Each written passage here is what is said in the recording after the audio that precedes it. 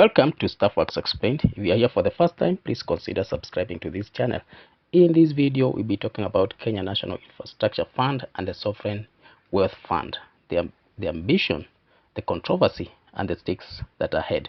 We'll examine the purpose of these proposed funds, the governance structure, and the debates surrounding them.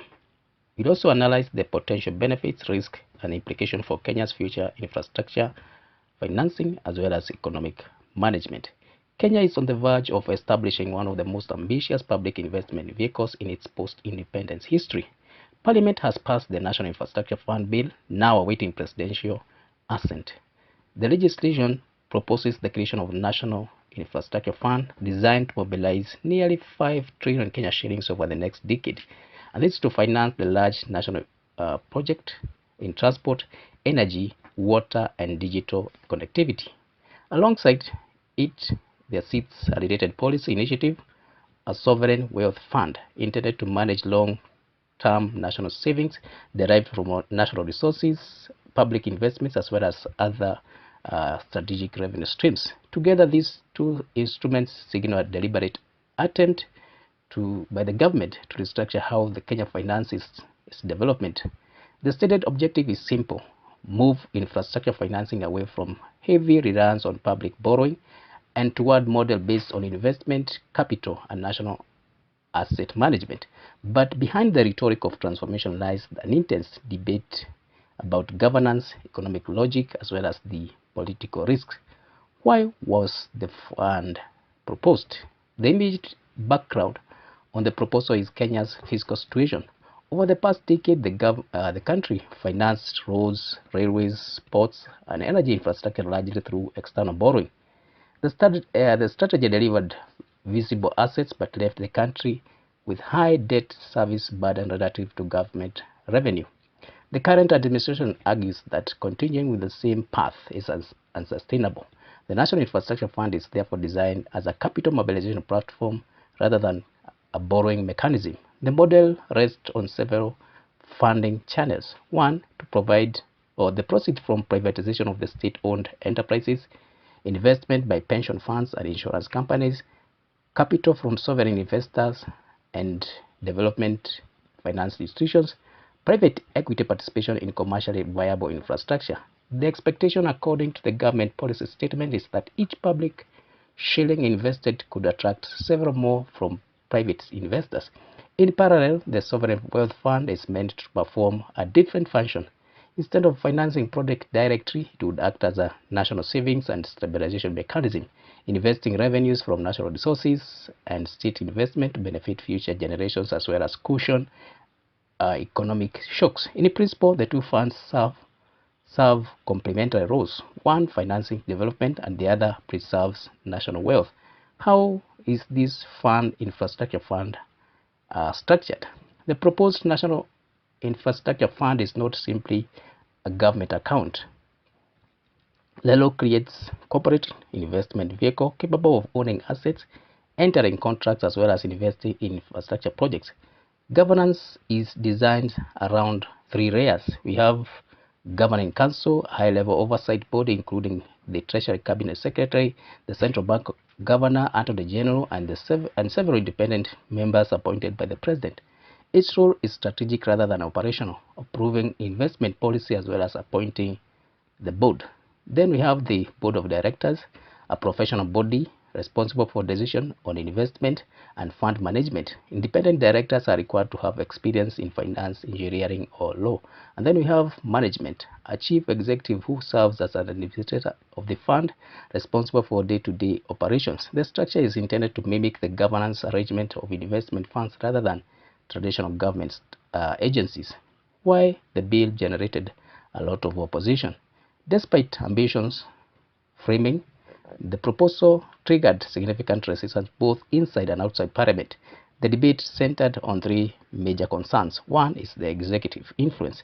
Critics argued that the presence of the Treasury Cabinet Secretary as the chair of the Governing Council gives the executive branch disproportionate control over the fund.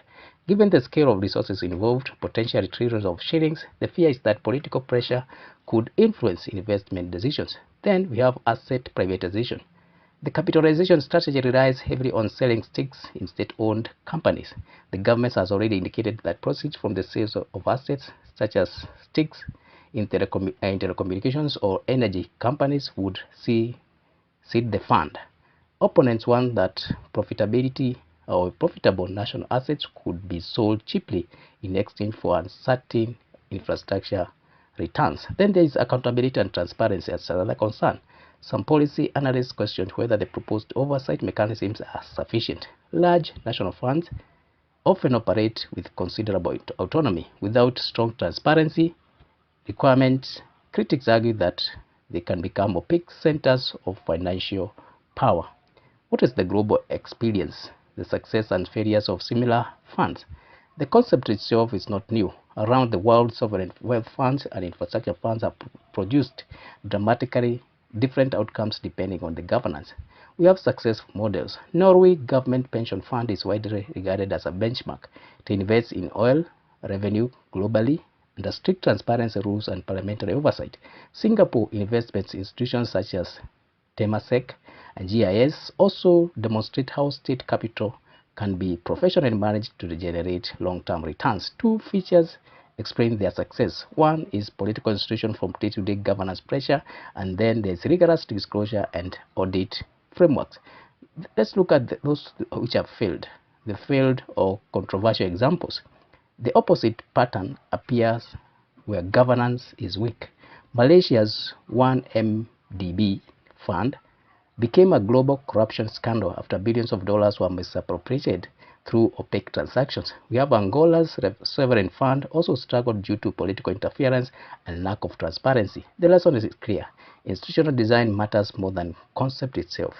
Let's look at the structural weakness in the Kenya's proposal. Several weaknesses stand out in the current framework. One, we have the concentration of political authority. Even with parliamentary oversight, executive influence remains significant. Funds managing national assets require exceptional independence to avoid political investment decisions. Then we have weak separation between policy and investment. The Treasury is both the government fiscal authority and a central player in the fund's governance.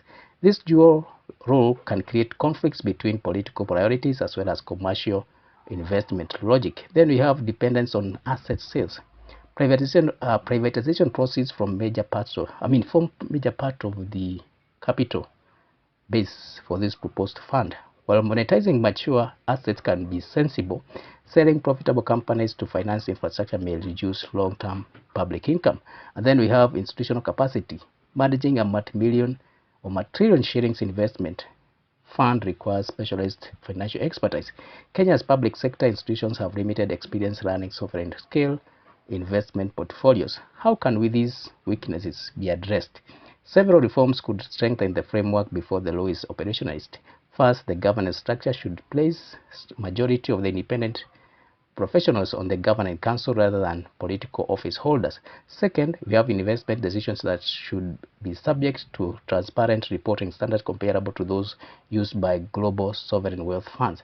Third, asset privatization should be governed by strictly valuation rules and parliamentary approval to prevent undervaluation of public enterprises. Finally, the fund should publish regular audited reports and performance benchmarks. Without these safeguards, the risk could outweigh the benefits. What are the potential benefits of this fund? If managed properly, National Infrastructure Fund could deliver several advantages. It could unlock long-term domestic capital from pension funds that currently have limited infrastructure investment opportunities. It could also reduce reliance on external borrowing by financing projects through equity rather than debt, and by attracting institutional investors, it could improve or impose commercial discipline on infrastructure projects that have historically suffered from the cost overruns and delays. In theory, it also allows Kenyans to treat infrastructure as an investment asset rather than purely a fiscal expenditure. Then we have the risks. The risks are equally substantial. Large state-controlled investment fund can become vehicles for political patronage if governance is weak. There is also danger of white elephant infrastructure projects, large, expensive developments that generate little income or economic return. Finally, if the public assets are sold cheaply to capitalize the fund, the country could lose long-term income streams in exchange for uncertain infrastructure investment. So what happens next? The bill awaits presidential assent before becoming the law. If signed, the focus will shift from the registration to implementation, recruiting management, establishing governance, as well as rules, and raising capital. However, the opposition to the opposition to the proposal suggests that the debate will not end with the president's signature. Parliament can still amend the law later, and oversight committees retain the authority to scrutinize the fund's operation. Are there alternatives? Kenya does not have to rely solely on sovereign investment fund to finance infrastructure. Other models exist. You have PPP, which allow government to share risk with private investors while retaining oversight. We have infrastructure board, which can mobilize domestic savings without selling public assets. Then we have regional development banks and multilateral lenders also provide long-term financing with technical oversight. These alternatives are not necessarily better or worse. They simply distribute risk differently. The real question, the fundamental issue, is not whether Kenya should create a national infrastructure fund. Many countries have done so successfully. The real question is whether the country's governance institutions are strong enough to manage a financial vehicle of this scale without political interference. If the answer is yes, the fund could reshape how Kenya finances development. If the answer is no, it risks becoming another ambitious policy experiment that never quite delivered or its promise. Thank you for reaching this far. You can leave your comment about this fund. Also, you can watch other videos that we have made on different topics, and including this one in Kenya and also in other parts of the Africa. Thank you, and let's meet in the next one.